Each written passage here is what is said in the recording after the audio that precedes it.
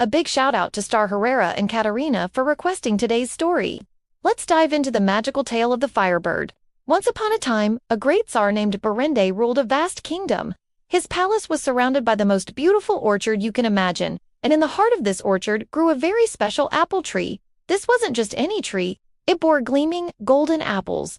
One morning, the tsar discovered that someone had been sneaking into his orchard at night and stealing his precious golden apples. He was absolutely furious. He ordered his guards to catch the thief, but no matter how diligently they watched, they came back empty-handed every time. The tsar grew so distraught over the loss of his apples that he couldn't even eat. Seeing their father's sorrow, his three sons tried to console him. The eldest, Dmitri, puffed out his chest and declared, "Father, don't worry. I will guard the orchard tonight." He went out early in the evening and paced for a while, but soon grew tired, lay down on a grassy bank, and fell fast asleep. The next morning, the tsar asked him, "Well, did you see the thief?" Dmitri, a bit embarrassed, replied, "No, father. I didn't sleep a wink, but I saw no one." That night, the second son, Vasily, took his turn. "I shall watch tonight," he announced confidently. But just like his older brother, he too ended up falling asleep.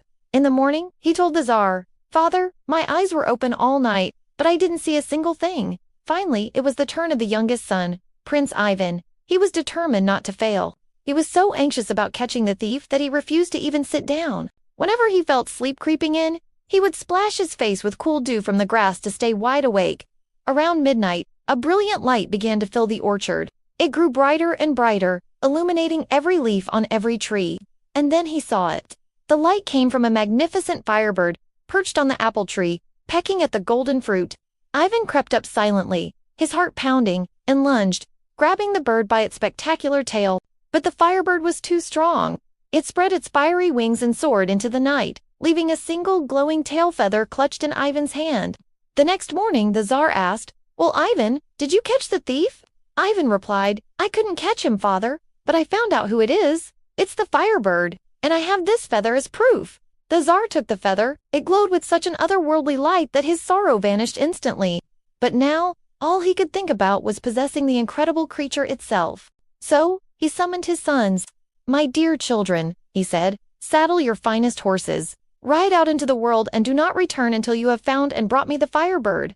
The three princes bowed, and each set off in a different direction. Prince Ivan rode for days, through forests and over mountains, until he came to a wide, green meadow. In the middle of the meadow stood a stone pillar with an inscription. It read, "Whosoever goes straight will suffer hunger and cold. Whosoever goes right will be safe, but his horse will be lost. Whosoever goes left will be lost himself, but his horse will be safe." Ivan thought for a moment and chose the path to the right. He figured he could always find another horse, but his own life was irreplaceable. He rode for 3 days. Suddenly, a huge gray wolf leaped out from the trees. "Ah, Prince Ivan," the wolf growled. "You read the inscription. You knew your horse would be lost if you came this way. So why did you come?" Before Ivan could answer, the wolf attacked his horse, tearing it in two, and then vanished. Ivan was heartbroken over the loss of his faithful steed. He wept, but knew he had to continue. He walked for a full day until he was completely exhausted. As he was about to sit down and rest, the gray wolf reappeared. "I am sorry, Prince Ivan," the wolf said, its voice surprisingly gentle. "I am sorry you are so tired, and I am sorry I ate your horse. Tell me, where are you going?" "I am searching for the FireBird," Ivan replied wearily. The wolf chuckled. "You could ride for 3 years and never find it. Only I know where it lives. Since I ate your horse, I will now serve you. Get on my back and hold on tight." Ivan climbed onto the wolf's back, and they shot off like an arrow, the world blurring past them. They soon arrived at a high-walled fortress. The wolf stopped and whispered, "Listen carefully. Climb over that wall. The guards are all asleep. You will find the FireBird in a golden cage in an attic window. Take the bird, but whatever you do, do not touch the cage." Ivan did as he was told. He found the FireBird, gently took it from its cage, and tucked it under his coat. But then he looked at the cage. It was made of the purest gold and sparkled so brightly. He thought, "How can I leave such a treasure behind?"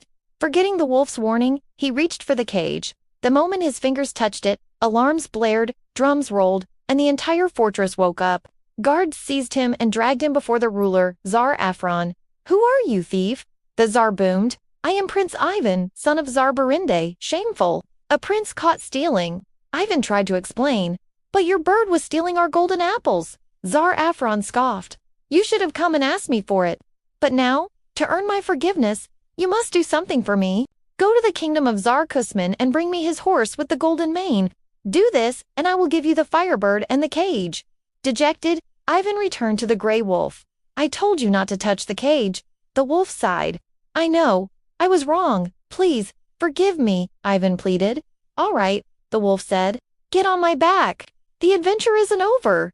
They raced to the fortress of Tsar Kusman. Again, the wolf gave instructions. "The guards are asleep. Go to the stable and take the horse with the golden mane.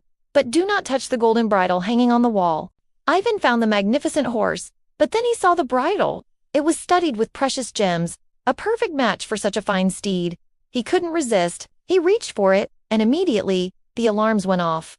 Ivan was brought before Tsar Kusman, a prince, stealing a horse. The Tsar said, shaking his head, "I will forgive you on one condition. Go to the kingdom of Tsar Dalmat and bring me his daughter, the beautiful Princess Helen. Do that, and the horse and bridle are yours." Even more downcast, Ivan went back to the wolf. "You disobeyed me again," the wolf said wearily. "Forgive me, Grey Wolf, please," Ivan begged. "Fine," the wolf sighed. "Get on my back." They sped off towards the kingdom of Tsar Dalmat. When they arrived, the wolf said, "This time, I will go myself. You wait here." The wolf leaped over the wall and hid in the garden where Princess Helen was walking. When she strayed from her attendants, the wolf gently snatched her, threw her onto its back, and raced away.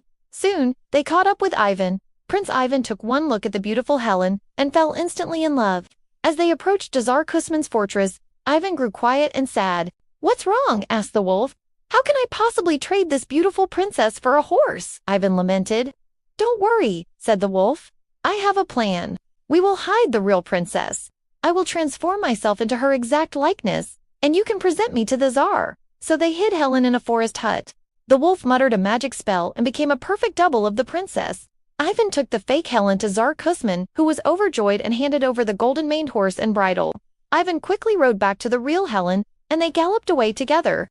That night, Tsar Kusman led his new bride to the royal bedroom, but when he went to embrace her, he found himself face to face with a gray wolf. He screamed in terror, and the wolf made its escape. The wolf caught up with Ivan and Helen, but once again, Ivan looked sad. "What is it now?" the wolf asked. "I couldn't bear to give this incredible horse to Tsar Afron in exchange for the FireBird," Ivan confessed. "Don't be sad," said the wolf. "I will help you. We will hide the princess and the horse. I will turn myself into the golden-maned horse, and you can take me to Tsar Afron." And so they did. Ivan presented the fake horse to a delighted Tsar Afron, who gave him the FireBird in its golden cage. Ivan retrieved the real Helen and the real horse, and they all began the journey home. Meanwhile, when Tsar Afron tried to ride his new horse, it turned back into the gray wolf and ran off. The wolf caught up with Ivan one last time. "Now I must leave you," it said. "Thank you for everything, my friend," Ivan replied. The wolf smiled. "Do not say goodbye forever. I may yet be of service to you." And with that, it disappeared. Ivan, Helen, and the FireBird continued on their way. Nearing home, they stopped to rest. But as Ivan slept, his two older brothers, Dmitri and Vasily, stumbled upon them. Seeing Ivan with the FireBird, the golden horse, and a beautiful princess, they were consumed by jealousy.